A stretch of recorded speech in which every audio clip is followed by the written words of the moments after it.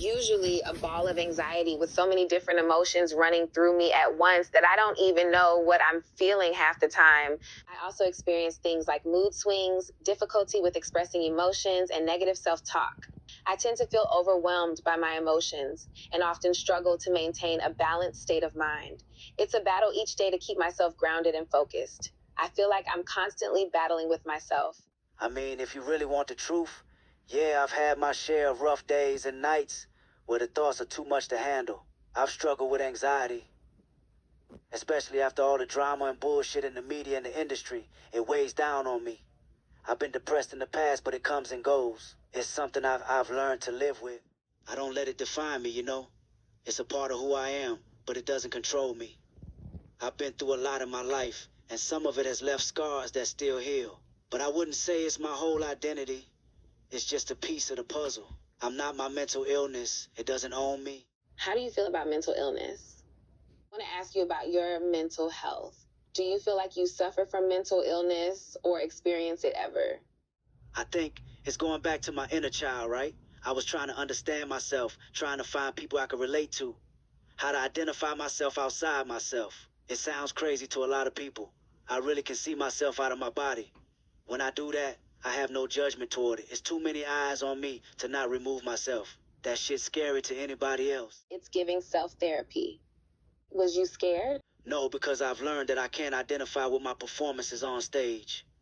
I can't hold my true whole identity to that person who's on stage. Because if I did, that means I would judge every movement every time I fuck up a lyric, every time I'm off key. It's too much to deal with. So I have to have a distance between the performer and the person I close my eyes and look at the ceiling with.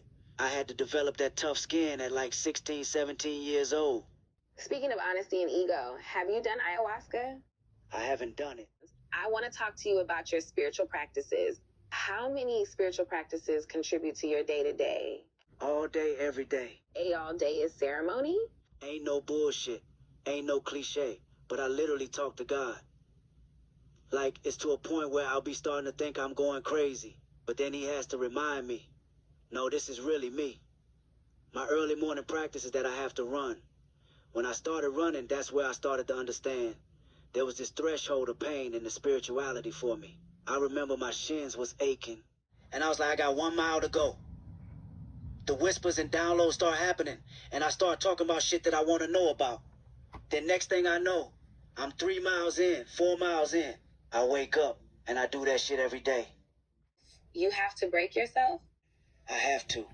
I'm grateful for the God tea. Sidebar, what do you feel like your top 3 contributing factors to self-transformations in the last few years have been? The power of honesty and being honest with myself. Perspective about the person sitting across from me. And learning that vulnerability is not a weakness. That last one probably been one I'm still developing. You know that's a tough one. It's not easy letting people see you as the person you really are.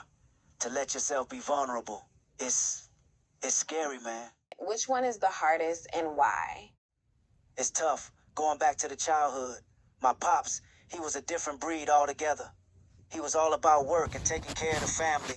Never showed any weakness or vulnerability. I didn't even realize I learned that same mentality from him, you know?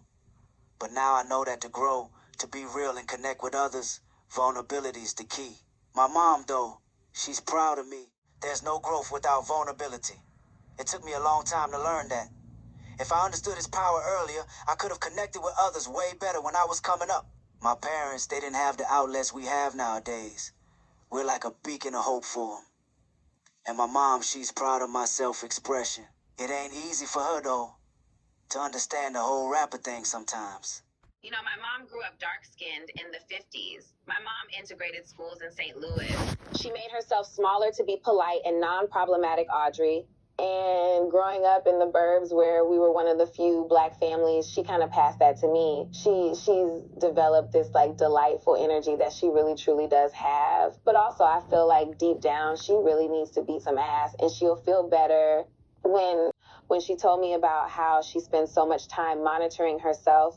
People be like, oh yeah, We are our ancestors' wildest dreams. When you're talking about it's time to vote, but I'm my ancestors' wildest dream because I can be a bitch and I'm okay with that. Because my mom wasn't allowed to be a bitch in her space or in white spaces for the experiences that have shaped her and her family. And I feel like that's my duty to literally get in here and be like, oh, I'm gonna do what I want. And I feel like my mom at first was really uncomfortable with me saying crass things and behaving in a certain way. And she was embarrassed, even though she was proud. And then something happened where it started to free her.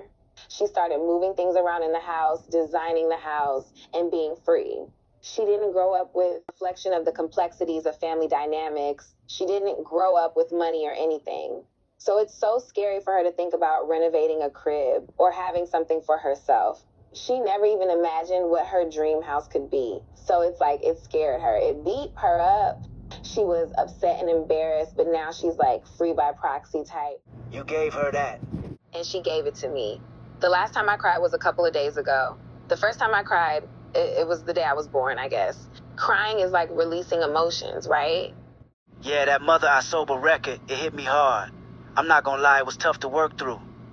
But it's like releasing that pain and those emotions. It's what real healing feels like, you know? I'd say that was probably the last time I let myself cry, when I was working on that track. I cry all the time. I'm gonna cry right now because that's just beautiful. Man, I remember that moment like it was yesterday. Dre passing me that torch, the energy that came with it. It was all just too much, you know? Those tears were real, raw. And you're right, it's there on the internet for everyone to see. But I'm grateful for that. It wasn't just about the achievement of getting the torch. It was about expressing myself in that moment of triumph. It's a reminder to me of never letting go of my authenticity. That was emotional and pretty. What do I want for myself now? Growth, personal discovery, and self-love are my driving forces. I don't feel like I've done it all. There's always more to learn and experience. And it's not about the plot. It's about my journey. Self-discovery is the plot, not domination. I get that, man. Music is just the beginning. It's a vessel for you, a means to an end. And when you're out there sharing your experiences with the youth, touching their lives, that's where you find your fulfillment. That's where your work really matters, you know? It's not about the end goal. It's about the journey and how you impact others along the way. Can I ask you a hyper-masculine question? And feel free to tell me to shut the fuck up if you don't like it. What does not like us mean to you? Not like us. That's the energy of who I am, the type of man I represent. And if you identify with me, if you vibe with my journey and my experiences, if you see in me something that resonates with you, it's like, then you are one of us. Break the man down for me. That man, the one with morals, values, and a deep belief in something, that's me. I'm not pandering or hiding things. I don't shy away from my mistakes. I face them and own them. I'm willing to dig deep into my fears and ideologies because it helps me express myself honestly without feeling like any less of a man. And if you identify with that message, with not like us, then we are brothers in this journey. Now, can I say something else in that realm, or would you prefer we move away from that? If it's okay, I have another question for you. Is it mean? No, it's more so like I thought it was really interesting that there was any consensus at all that I might be an angry individual. For me, I don't find that any energy that comes from me comes from an angry place. And actually, the last hour and change pretty much solidifies that it's almost from a yogic, monk-like place. So when I feel the surge of energy in records like that, where is that root? Is it anger? You know, I don't think I'm an angry person, but I do believe in the duality of love and war. They both play a role, and acknowledging that lets me respond to things without making them my identity. I let them exist and flow through me without letting them define who I am. That's what I truly believe. I'm gonna quit while I'm ahead before I say something crazy. What I've always loved and respected about you is your ability to fully express yourself. How have you been able to navigate that through your music? Has there ever been a moment where you worried about how certain details about your personal life might come out in your lyrics? Or do you trust in the process and let the music take you where it may? I wrote a song last summer that was too honest, and I couldn't put it out. Telling on oneself can be tough, but it's also necessary for growth. Being in the studio and expressing through other personas can be easier, but it ultimately leads to a deeper level of self-awareness. It's a journey of balancing honesty with self-compassion. I understand. Hearing Mr. Morale made me realize I was avoiding a lot of things. I'm in a phase of self-reflection now, acknowledging my flaws, like being codependent and people-pleasing.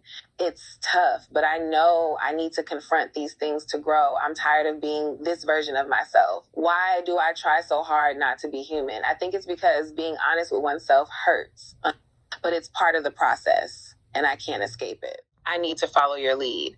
Your philosophy of facing things head on, going all the way through the tough moments, even when it burns, I want to dive deep into that. Grateful for the opportunity. Thank you so much, Bazaar, for this meaningful conversation and for giving me a platform to share my thoughts and experiences. It was truly inspiring to learn from Kendrick Lamar, not just as an immensely talented artist, but also as a wise and compassionate individual. His words and music serve as a reminder of the power of art in confronting difficult truths and creating a meaningful connection with listeners. Through his raw honesty and commitment to personal growth, Kendrick continues to push the boundaries of hip-hop and inspire a generation of artists and fans alike. May his journey and wisdom continue to enlighten and empower us all.